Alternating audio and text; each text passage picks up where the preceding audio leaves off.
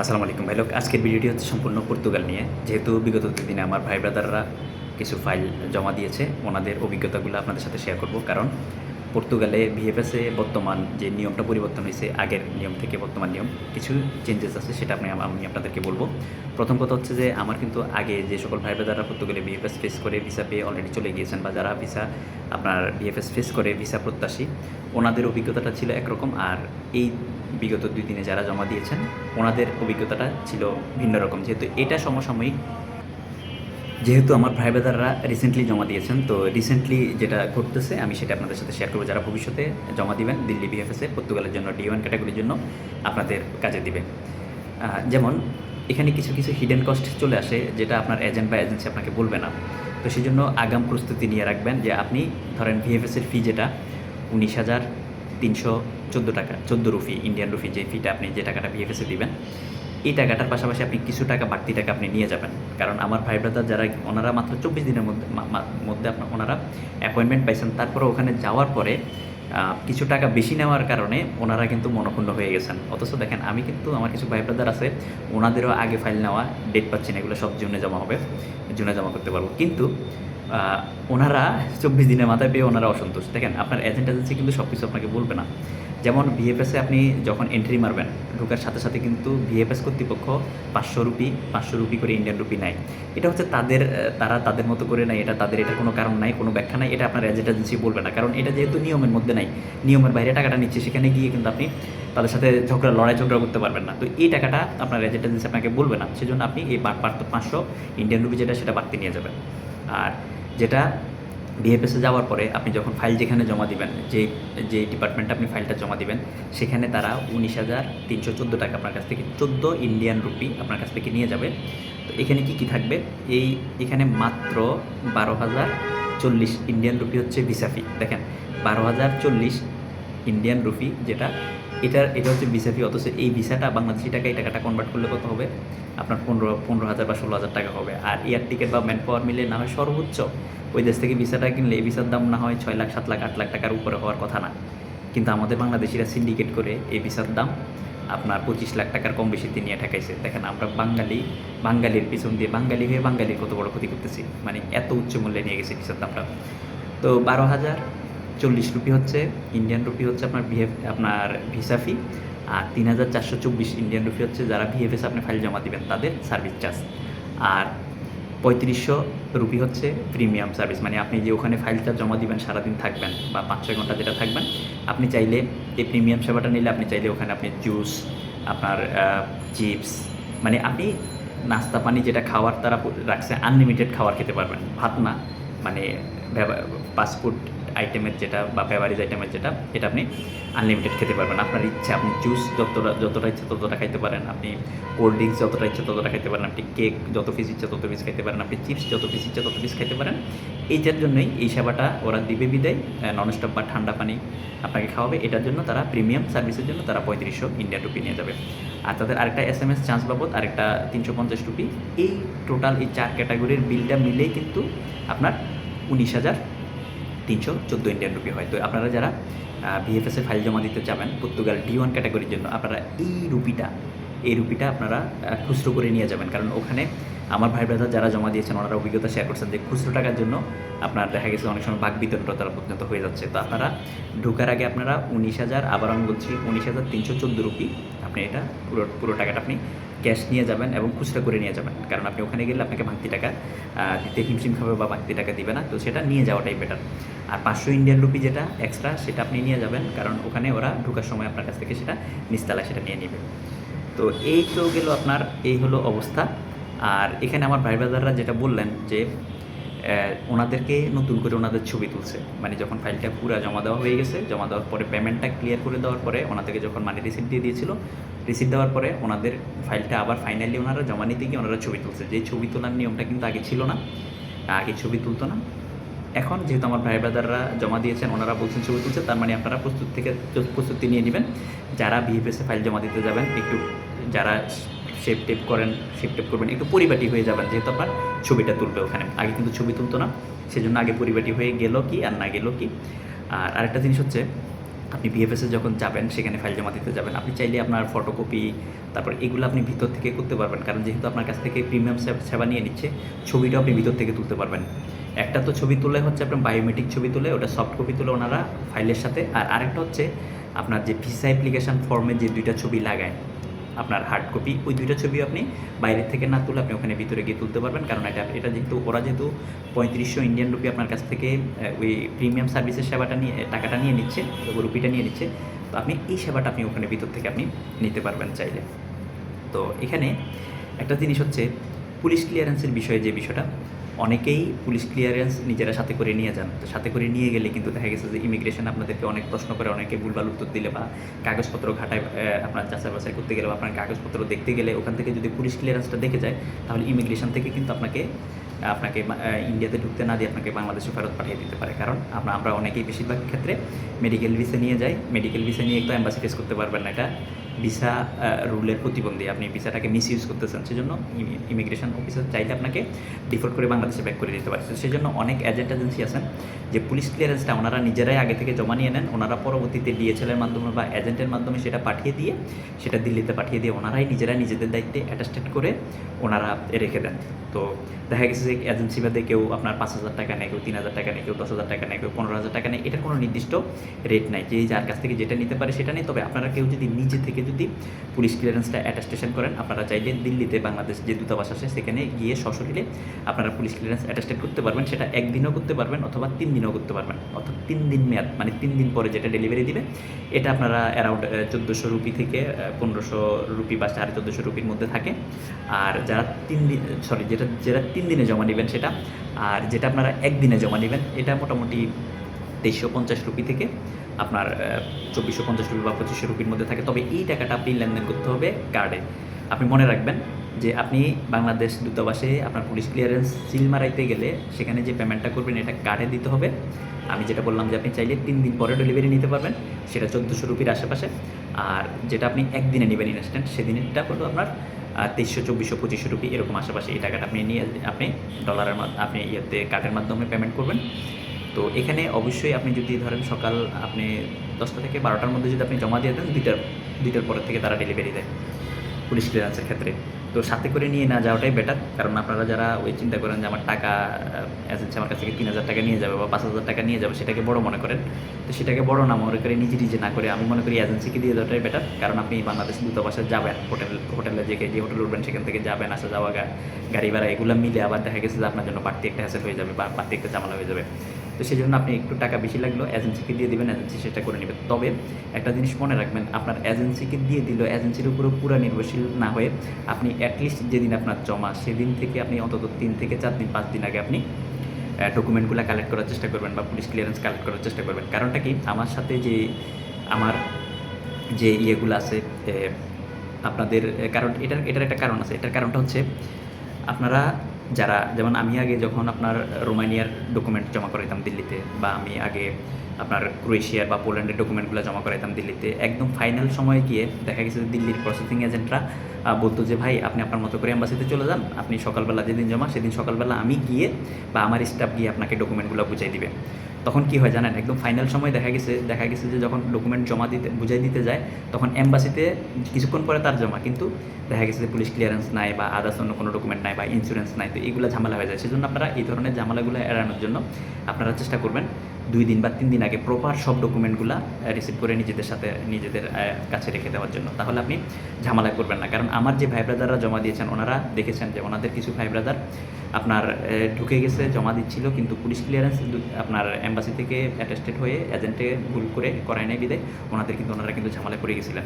তো পরবর্তীতে অবশ্যই খুব দ্রুততম সময়ে ওনারা পুলিশ ক্লিয়ারেন্সগুলো অ্যাটেস্টেড করে দিনে কিন্তু নিয়ে আসছে। যদি ভাই না পারতো তাহলে কিন্তু ওই দিনে ওনাদের অ্যাপয়েন্টমেন্ট ডেটটা বরবাদ হয়ে যেত। তো সেই জন্য আপনি কেন টেনশনে থাকবেন বা আপনার এজেন্টকেও কেন টেনশন দেবেন? মানুষ মাত্রই ভুল হয়। এজেন্ট হয়তো বা বেশি সংখ্যক ফাইল যখন দিল্লি প্রসেসিং এজেন্টগুলো কাজ করে, তখন তাদের কাছ থেকে কিছু ফাইলের ডকুমেন্ট মিসিং হয়ে যেতেই পারে। তো সেই জন্য আপনারা নিজ দায়িত্বে আপনার ফাইল আপনি জমা দিবেন, আপনারটা আপনি শতভাগ বুঝে নেবেন 2-3 দিন আগে। তো এখন পর্তুগালে যে সকল ভাই ব্রাদাররা ফাইল জমা দিবেন ভবিষ্যতে, আপনারা চেষ্টা করবেন যে এখন হচ্ছে মে মাস চলে, মে মাসের কিন্তু যারা নর্মালি ডেট যারা পায় সেগুলো কিন্তু আপনার আগস্টের লাস্ট সপ্তাহ পর্যন্ত চলে গেছে। তো সেজন্য আপনারা যারা নতুন করে জমা দিবেন, আপনারা এজেন্সি আপনাকে যত চটকদার কথাই বলুক, আপনি মনে করবেন যে নর্মাল প্রসেসে যেগুলো জমা হচ্ছে সেগুলো আপনি জমা দেওয়ার 1 মাস 1.5 মাস 2 মাস পরে গিয়ে আপনি ডেট পাবেন। ডেট উঠবে আপনার, ওঠার পরবর্তীতে আবার 3 মাস ব্যাক ডেট আপনি ফাইল আপনি ভিএফএসে জমা দিতে পারবেন। অর্থাৎ আপনি আজকে জমা দিলে নর্মাল প্রসেসে যে কাজগুলো হয় সেই কাজগুলো আপনি ভিএফএসে ফাইল জমা দিতে দিতে আপনার 5 মাসের কম বেশি সময় লেগে যাবে। আর আমি যেগুলো আমার যে ভাই ব্রাদারগুলো জমা হয়েছে এগুলো কিন্তু মাত্র 24 দিনের মাথায় ওনারা অ্যাপয়েন্টমেন্ট ডেট পেয়ে গেছেন। এটা হচ্ছে যে ভাই এই ক্যাটাগরির কিছু বর্তমানে কাজ হচ্ছে। তো আপনার যদি কোনো এজেন্সি যদি আপনার কাছ থেকে এরকম শর্টকাটে যদি অ্যাপয়েন্টমেন্ট ডেট নিয়ে দিতে পারবে, মাঝে মধ্যে স্লট টট খালি পায় বা কিছু কোম্পানি ওই ধরনের আসে ফ্রি অ্যাপ্রুভাল নেওয়া কোম্পানি, ওগুলোতে যদি আপনি জমা দিতে পারেন তাহলে ভালো এজেন্সি পাইলে আপনি ওই ক্যাটাগরিতে তাহলে জমা দিলে হয়তো আপনি শর্টকাটে আপনি এভাবে জমা দিতে পারবেন। তবে আমার এই ভাই ব্রাদাররা 24 দিনের যে ডেট পাইছে এটা ভাই কাকতালীয়, এটা হচ্ছে ধরেন সবার ক্ষেত্রে হবে না। আপনি এটা পেয়ে যে আমি যে ভবিষ্যতে ফাইল নিলে যে ওগুলো যে 24 দিন বা 1 মাস বা 1.5 মাস আমি জমা করে দিতে পারবো এটা কোনো নিশ্চয়তা বহন করে না। তবে হ্যাঁ, আমি আমার এই ভাই ব্রাদারগুলোকে যখন ফাইল জমা নিয়েছি, জমা নেওয়ার পর ওনাদেরকে বলছি আপনারা ইন্ডিয়াতে ঢুকে যেতে হবে, কারণ আপনাদের ফাইলগুলো এই ক্যাটাগরিতে জমা দেওয়া হচ্ছে যে আপনাদের যে কোনো মুহূর্তে অ্যাপয়েন্টমেন্ট ডেট উঠে যাবে। আমি চেষ্টা করবো 1 মাসের মধ্যে আপনাদেরকে জমা দিয়ে দিতে, কিন্তু আপনারা আপনারা 2 মাসের টার্গেট নিয়ে ইন্ডিয়া ঢোকেন, কারণ যে কোনো মুহূর্তে আপনাদের অ্যাপয়েন্টমেন্ট ডেট চলে আসবে। তো দেখেন, আমরা যারা এই লাইনে কাজ করি আমাদের সফলতা ব্যর্থতা সবই আছে। ওনারা যখন আমাকে ফাইল জমা দিয়েছে বলে যে ভাই আপনার সম্পর্কে তো অনেক খারাপ কথা অনেক কিছু শুনি, আবার আপনার সফলতা আছে ব্যর্থতা আছে, তবে আপনাকে বিশ্বাস করলাম হয়তোবা আপনার মাধ্যমে রিজিক খুলতে পারে সেজন্য। তো দেখেন, ওনারা আমাকে দিয়েছে, আমার সম্পর্কে অনেক খারাপ কথা শুনছে অনেক কিছু, বা আমি আগেও আমার কিছু ভাই ব্রাদার আছে ওনাদের ডেট দিতে পারি নাই, এটা মেনে নিয়ে ওনারা আমাকে দিয়েছে। অথচ দেখেন, আমি যাদেরকে এখনও ডেট দিতে পারি নাই তারা জুনে জমা দিবে, আর ইনারা কিন্তু এর মধ্যে কিন্তু ওনারা জমা দিয়ে মাত্র 24 দিনের মাথায় পেয়ে গেছেন। তো এটা হচ্ছে কপাল। ওনারা কিন্তু অনেক বড় এজেন্টের কাছ থেকে এসে আমাকে ফাইল জমা দিয়েছে, কিন্তু আমি দেখেছি ওনাদের ওই এজেন্টের মাধ্যমে ওনাদের কিসমত খুলে নেয়, আমার মাধ্যমে খুলছে। এটা হচ্ছে কথা। কার রিজিক কার মাধ্যমে খুলে এটা বলা যায় না। আবার আমারও কিছু ক্লায়েন্ট পর্তুগালের জন্য অন্যজনের কাছে জমা দিয়ে কিন্তু দেখা গেছে যে সফল হয়ে গেছে। তো এটা হচ্ছে তকদির, আসলে কার তকদির কার মাধ্যমে খুলে এটা বলা যায় না। তবে আমার কাছে অবাক লাগে এটা যে আমি রোমানিয়ার জন্য কাজকর্ম করতে গিয়ে অনেক ভাই ব্রাদারের আমি কাজ করতে গিয়ে আমি টাকা পয়সা ফেরত দিয়ে, তারপরে পোল্যান্ডের কাজ করতে গিয়ে অনেক ভাই ব্রাদারের আমি টাকা পয়সা আমি ফেরত দিয়ে দিয়েছি, কাজ করতে পারি না, নিজে লস খেয়েছি, কিন্তু টাকা পয়সা ফেরত দিয়ে দিয়েছি। কিন্তু সেই সকল ভাই ব্রাদাররা এখন আমি পর্তুগালের আমার কাজ হচ্ছে, কিন্তু আমাকে পর্তুগালের ফাইল জমা না দিয়ে অন্য কোথাও ফাইল জমা দিয়ে কিন্তু কাজ করে ফেলতেছে। তো এটা হচ্ছে কি জানেন, এটা হচ্ছে যে এই লাইনে আমাদের কৃতজ্ঞতাবোধ বলতে কারো থাকে না। যেমন ধরেন, আমি আপনার ফাইলটা নিয়ে আমি কাজ করতে গেছি, ধরা গেছি, কিন্তু আপনাকে ক্ষতিগ্রস্ত করি নাই। আমি ক্ষতিগ্রস্ত হয়েছি কিন্তু আপনাকে ক্ষতিগ্রস্ত করি নাই। আপনি নিজেও জানেন যে আমার এখন পর্তুগালের কাজ হচ্ছে, কিন্তু আপনি আমাকে না দিয়ে অন্য কোথাও দিয়ে আপনি কিন্তু যাচ্ছেন। তো এটা আমার দুঃখ নাই, কিন্তু আমি জাস্ট এটা বললাম যে আমরা এই লাইনে মানুষের জন্য শতভাগ করলে, আপনি তো ইউরোপ যাবেনই, আপনার জন্য আমি অলরেডি ধরা খাইছি। তারপরও আমারও যেহেতু কাজ হচ্ছে, যখন ইউরোপের যখন কাজ হবে তখন আমি করতে পারবো, সবাই করতে পারবো। আবার যখন হবে না, আমিও পারবো না, সবাই পারবে না। কারণ ইউরোপে যখন ভিসা দিবে তখন আমরা যারা সঠিক লাইনে আসি, আমরা যারা এই লাইনে কাজ করি, পারলে সব এজেন্সিই পারবে, সব এজেন্সি ভিসা পাবে। আর যখন ভিসা দেওয়া বন্ধ করে দিবে, বন্ধ হলে সব এজেন্সির জন্য বন্ধ হবে। তো দেখেন, তো আমরা যখন লিস্টগুলো যখন পাই, আরে এই অমুক নাম, আর এই নামের লোকের আর পাসপোর্ট নাম্বার যখন মিলে দেখি, আরে এই লোক তো আমার কাছে ফাইল জমা ছিল, আমি এই লোকের টাকা রিটার্ন দিয়ে দিয়েছি, অথচ দেখেন এই লোক আমাকে দেয় নাই। তো এরকম অনেক আমরা দেখি। তো এগুলো দেখলে আসলে খারাপ লাগে, কষ্ট লাগে।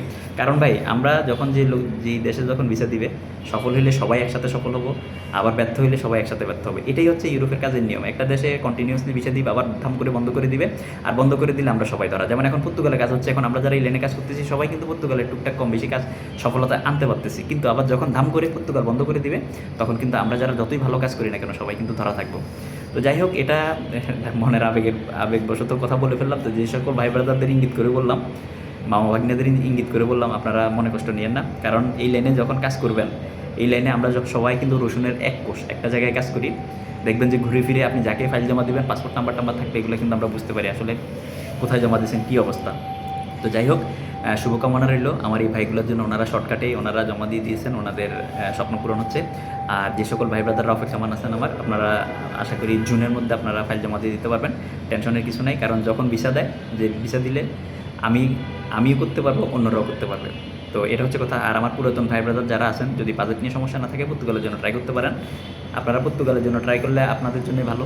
আপনারা যারা লেনদেন সংক্রান্ত বিষয়ে আমার সাথে জড়িত আছেন, আপনাদের টাকাটা অ্যাডজাস্ট হয়ে যাবে, আপনারা চলে যাবেন। তবে যদি মনে করেন যে ভাই আপনার কাছে আগের টাকা আছে, ওই টাকা দিয়ে আপনি কাজ চালান, তাহলে হাঁটাতে পারবো না, সরি, নতুন করে কোথাও আমি কোনো কোম্পানিতে দিতে গেলে সেখানে আবার নতুন করে টাকা দিতে হবে। সেই টাকাটা যদি আপনি দিতে পারেন, সেই টাকা দিয়ে আপনার কাজ হাঁটাই দিব, আপনি সামনের দিকে কাজ হয়ে গেলে পরবর্তীতে আপনার কাছে আমার যে আগের যে লেনদেনটা আছে সেটা অ্যাডজাস্ট হয়ে যাবে ফ্লাইটের সময়। আপনিও উদ্ধার, আমি উদ্ধার। তো এই হচ্ছে কথা। এখন পর্তুগালের জন্য ট্রাই করতে পারেন, যে ভালো আমাকে দিতে হবে বিষয়টা এমন না, যেখানে পারেন যাকে পারেন পর্তুগালের জন্য ট্রাই করতে পারেন। ওভারঅল যেহেতু পর্তুগাল নিয়ে আমার সফলতা আছে, আমি কাজ করতেছি, কাজ করতে পারবো ইনশাল্লাহ। যদি দেশ বন্ধ না হয়ে যায়, আমার কাছে যে ডিমান্ডগুলো আছে বা যে কোম্পানিগুলো আছে, আমি আশা করি আমার যে লিঙ্কগুলো আছে, আমি কাউকে ব্যর্থতার কাতারে দাঁড় করাবো না ইনশাল্লাহ। পর্তুগাল নিয়ে সবাইকে, যদি দেশ বন্ধ না হয়, তাহলে সবাইকে সফলতা এনে দিতে পারবো। আর বর্তমানে যদি আপনারা ভালো এজেন্সি পান, ম্যাসিডোনিয়া ট্রাই করতে পারেন, ভালো এজেন্সি পেলে সার্বিয়া ট্রাই করতে পারেন। আমি কিন্তু ম্যাসিডোনিয়া নিয়ে কাজ করতেছি, সার্বিয়া নিয়ে করতেছি না, কারণ সার্বিয়া আমার কপালে নাই, আমি সার্বিয়া করতে পারতেছি না। আপনারা এই যখন যে দেশ ভিসা দিবে সেই দেশের জন্য ট্রাই করবেন, চলে যাবেন। এটাই হচ্ছে কথা। ভুল সময় ভুল দেশ ট্রাই করে, মানে স্রোতের বিপরীতে গিয়ে ভুল দেশ ট্রাই করে সময় এবং অর্থ বরবাদ করবেন না। তো আশা করি পর্তুগালের যে বর্তমানে যে আপনার নতুন করে ফাইল জমা দিলে কি হচ্ছে না হচ্ছে, ওভারঅল আমি আপনাদেরকে ধারণা দিলাম। আপনারা যারা ইন্ডিয়াতে যাবেন, আপনারা ইন্ডিয়াতে যাওয়ার সময় যারা মেডিকেল ভিসা নিয়ে যাবেন, অবশ্যই আপনারা যেই শহরের মেডিকেল ভিসাটা নিয়েছেন সেই শহরে আগে ফ্লাইট করবেন, সেখানে গিয়ে নিয়ম রক্ষার জন্য ডাক্তার দেখাবেন, সেই ডাক্তারের ডকুমেন্ট সাথে রাখবেন। আবার যত টাকা বেশি টাকায় খরচ হোক সেই শহর দিয়ে ফ্লাইট দিবেন। ধরেন আপনার চেন্নাইতে ভিসা হয়েছে, চেন্নাইতে মেডিকেল, আপনি চেন্নাইতে ঢুকবেন, চেন্নাই দিয়ে আপনি বাংলাদেশে বেরিয়ে আসবেন। আপনি চেন্নাইতে ঢুকে আপনি দিল্লিতে ফাইল জমা দিয়ে আবার দিল্লি থেকে যদি ফ্লাইট করতে যান, কারণ আপনি যে চেন্নাইতে ঢুকছেন আপনার পাসপোর্টে কিন্তু সিলটা থাকবে, মানে আপনি যে অ্যারাইভাল করছেন সেখানে সিল থাকবে। তো আপনি যখন ডিপাচার করতে যাচ্ছেন, বেরোতে যাচ্ছেন, তখন আপনি দিল্লি থেকে ডিপাচার করতে গেলে ইমিগ্রেশন অফিসারে কিন্তু দেখবে যে আপনার সিলটা হচ্ছে চেন্নাই, আপনি এন্ট্রি মারছেন চেন্নাই দিয়ে। আপনি দিল্লি থেকে কেন বের হচ্ছেন তারা কিন্তু আপনাকে সন্দেহ করবে, এবং তারা কিন্তু জানে যে বেশিরভাগ বাঙালি এম্বাসি ফেস করতে আছে, ভিসা মিস ইউজ করে। তো সেই জন্য এই জায়গাটা আপনি কিপটামি করবেন না। আপনি 23 লাখ 24 লাখ 25 লাখ টাকা খরচ করে আপনি যদি পর্তুগালে যেতে পারেন, তাহলে আপনি দিল্লি থেকে চেন্নাই, বা আপনি ট্রেনে গেলে আপনার ভালো মানের, মানে মাঝে মাঝে আকারের টিকিট কাটলে আপনার 4300-4500 রুপি লাগবে। আপনি প্রয়োজনে ট্রেনে চেন্নাই গিয়ে সেখান থেকে আপনি প্লেনে করে বাংলাদেশে আসেন। আর না হয় আপনি ওই 8-9 হাজার 10 হাজার বা 11,000 12,000 রুপি দিয়ে আপনি টিকিট কেটে আপনি চেন্নাইতে চলে যান, সেখান থেকে আপনি বাংলাদেশে আসেন টিকিট কেটে। মানে আপনি যেই পয়েন্ট দিয়ে আপনি এন্ট্রি মারছেন ইন্ডিয়াতে, ঠিক সেই পয়েন্ট দিয়ে আপনি এক্সিট মারবেন, তাহলে আপনার প্রশ্নবিদ্ধটা কম হবে, আপনার ভিসাটা অন্তত বাঁচবে আপনার। আপনি না হয় কিন্তু ক্ষতিগ্রস্ত হয়ে যাবেন। এভাবেই কিন্তু অনেকে না জানার কারণে ক্ষতিগ্রস্ত হয়ে যাচ্ছে। আর আরেকটা জিনিস হচ্ছে, আমাদের বাংলাদেশি ভাই ব্রাদাররা যারা এম্বাসি ফেস করতে যায়, বিশেষ করে আপনি যদি ডাবল এন্ট্রি ভিসা নিয়ে যান এম্বাসি ফেস করতে, আপনি সাথে ডকুমেন্ট রাখেন, কোনো সমস্যা নাই, কারণ আপনার ভিসাটাই হচ্ছে এম্বাসি ফেস করার ভিসা। আর যারা মেডিকেল ভিসা নিয়ে এম্বাসি ফেস করতে যাচ্ছেন, আপনি যে এম্বাসি ফেস করতে যাচ্ছেন সেই ধরনের কোনো ভাবসাব রাখবেন না, বা সেই ধরনের কোনো আকার ইঙ্গিতে বলবেন না। আর বেশিরভাগ সময় আপনারা চেষ্টা করবেন যে ওখানে যাওয়ার পরে কেউ যদি আপনাদেরকে জিজ্ঞেস করে আপনার বাড়ি কোথায় বা কী অবস্থা, চেষ্টা করবেন যে আপনি কলকাতার বাঙালি সেটা পরিচয় দেওয়ার জন্য। তাহলে আপনার অনেক কিছু থেকে, অনেক টার্গেট হওয়া থেকে আপনি রক্ষা পাবেন। আর চেষ্টা করবেন বাংলা কথা কম বলার জন্য, এটা হচ্ছে কথা। তো আমি ওভারঅল আসলে পর্তুগাল নিয়ে আপনাদেরকে এই রিসেন্টলি সমসাময়িক জমা হওয়ার যে আপডেটটা সেটা দিয়ে দিলাম। আগে ছবি তোলা হতো না, বর্তমানে ছবি তোলা লাগে, ছবি তোলে ভিতরে। সেজন্য আপনারা একটু পরিপাটি হয়ে শেপ টেপ করে বা যেভাবে নিজেকে স্মার্ট হওয়া যায় ওইভাবে যাবেন। কারণ আপনি যে বায়োমেট্রিক ছবিটা যেটা তুলবে ওইটাই কিন্তু আপনার দেখা গেছে ভিসার মধ্যে আসবে। তো আপনারা চাইলে বাইরের থেকেও হার্ড কপি সেটা আপনারা প্রিন্ট করে না নিয়ে, আপনারা যেহেতু প্রিমিয়াম সার্ভিস দিচ্ছেন ওখানে 3500 ইন্ডিয়ান রুপি, তো আপনারা চাইলে ওখানে আপনার ছবি তুলতে পারেন। তো ধন্যবাদ। এটা হচ্ছে ওভারঅল আপডেট। আমি চাই ইউরোপের যতগুলা স্বপ্নবাজ ভাই ব্রাদার আছেন ওনাদের স্বপ্ন পূরণ হোক। ইউরোপের যারা যে দেশ নিয়ে লেগে থাকুক। আর আমরা যারা এই লাইনে কাজ করি, আমাদের সফলতা আছে, ব্যর্থতা আছে। আমরা কারো ফাইল নিয়ে কাজ করে দিতে পারলে তার চোখেও চুদির হয়ে যাব, আর যার ফাইল নিয়ে কাজ করে দিতে পারবো না তার চোখেও ভিলেন হয়ে যাবো। অথচ চেষ্টার কোনো কমতি থাকবে না, লস দিল। যেমন আমার ভাই ব্রাদাররা যারা আমি বিগত দিনে পোল্যান্ডের জন্য, রোমানিয়ার জন্য বা সার্বিয়ার জন্য যাদের কাজ করতে গিয়ে আমি টাকা ফেরত দিয়ে দিয়েছি, এখন আমি পর্তুগাল নিয়ে সফল, কিন্তু ওনারা আমাকে ফাইল জমা না দিয়ে দেখা গেছে যে অন্য কাউকে জমা দিচ্ছে। তো এটা হচ্ছে যে নিয়ম। এখানে আমরা এই লাইনে আমরা যতই ভালো করি না কেন, দেখা গেছে ওনাদের জন্য লাখ লাখ টাকা লস খেয়েও কিন্তু ওনাদের টাকা ফেরত দিয়েছি, এরপরও কিন্তু ওনারা আসে না। মানে একজন, এটাই হচ্ছে নিয়ম। আমরা এই লাইনে ওই ভিলেনই থাকবো, যতই ভালো কিছু করি না কেন, যত ভালো কাজই করি না কেন, আমরা ভিলেনই থাকবো। তো আমাদের সফলতা ব্যর্থতা এটা আছে, আমাদের সুনাম দুর্নাম এটা আছে, এটা মিলিয়ে কাজ করতে হবে। যেমন এই যে আমার সম্পর্কে অনেক খারাপ কথা বলার পরেও, অনেক নেগেটিভ কথা বলার পরেও ওই ভাই ব্রাদারগুলা আমার কাছে পর্তুগালের জন্য ফাইল জমা দিয়েছেন। খুদ আমার যারা ক্লায়েন্ট আছে ওনারাই না করছে, ভাই আরে ভাই আমাদেরই তো ডেট দিতে পারতেছেন, আপনারা কেন জমা দিয়ে ধরা খাবেন? কিন্তু ওনারা ঠিকই আমাকে জমা দিয়েছেন, এবং ওনারা 24 দিনের মাথায় ওনারা কিন্তু অ্যাপয়েন্টমেন্ট ডেট পেয়ে গেছেন। তো এটা হচ্ছে ভাই বিশ্বাসে মিলাইতাম তর্কে বহুদূর। কার কিসমত আল্লাহ কার মাধ্যমে খুলবে এটা বলা যায় না। আমরা যারা সঠিকভাবে, সফলভাবে, সৎভাবে এই লাইনে কাজ করি, আমাদেরকে কাজ করার সুযোগ দিয়ে হওয়া না হওয়া এটা হচ্ছে রিজিকের ব্যাপার। কিন্তু ফাইল নিয়ে বালিশের নিচে রেখে দিব না, বা ফাইল নিয়ে মানে চেষ্টা করবো না, বিষয়টা এমন না। কারণ আমরা যারা চেষ্টা করছি বিদায় ফাইল নিয়ে বালিশের নিচে রেখে দিই নাই বিদায় আপনাদের টাকাগুলো সঠিকভাবে জমা দিয়ে কাজ ওঠানোর জন্য চেষ্টা করছি বিদায় কিন্তু আমরা আজকে প্রশ্নবিদ হচ্ছি। যদি টাকা পয়সা নিয়ে যদি বদমাশি করতাম তাহলে কিন্তু আপনাদের কাছে অত প্রশ্নবিদ হতাম না। আরে ভাই কাজ হয় না, যান চলে যান, 6 মাস পরে আসছেন টাকা নিয়ে যান, 1 বছর পরে আসছেন টাকা নিয়ে যান। তো আমরা আসলে ওইটা করি নাই। যারা এই ধরনের বদমাশিগুলো করে তাদের কোনো বদনামি নেই। তো যাই হোক, আমি পর্তুগাল নিয়ে সমসাময়িক আপডেট দিয়ে দিলাম। ধন্যবাদ, ভালো থাকবেন, ভালো রাখবেন। এরকম আবার যখন কোনো সাকসেস হিস্ট্রি আসবে, আমি সাকসেস হিস্ট্রিগুলো নিয়ে আপনাদের সামনে আবার হাজির হয়ে যাব। যেমন আমার রিসেন্টলি কিছু পর্তুগালের ভিসা স্টিকার পাবো, রিসেন্টলি কিছু ম্যাসিডোনিয়ার ভিসা স্টিকার পাবো, রিসেন্টলি ম্যাসিডোনিয়ার কিছু অ্যাপ্রুভাল পাবো। তো এগুলো নিয়ে আমি আবার সমসাময়িক ইনফরমেশন দিতে হাজির হয়ে যাব। ধন্যবাদ, আসসালামু আলাইকুম রহমতুল্লাহ বারাকাতু। সরি, রিসেন্টলি আবার কিছু বুলগেরিয়ার ওয়ার্ক পারমিট পাবো, রিসেন্টলি আপনার স্লোভেনিয়ার অ্যাম্বাসিতে ফাইল জমা আছে, টিআরসি কার্ডের অ্যাপ্রুভাল পাবো। তো এগুলো নিয়ে আমি আবার আপনাদের সামনে হাজির হয়ে যাব। ধন্যবাদ, আসসালামু আলাইকুম রহমতুল্লাহ বারাকাতু।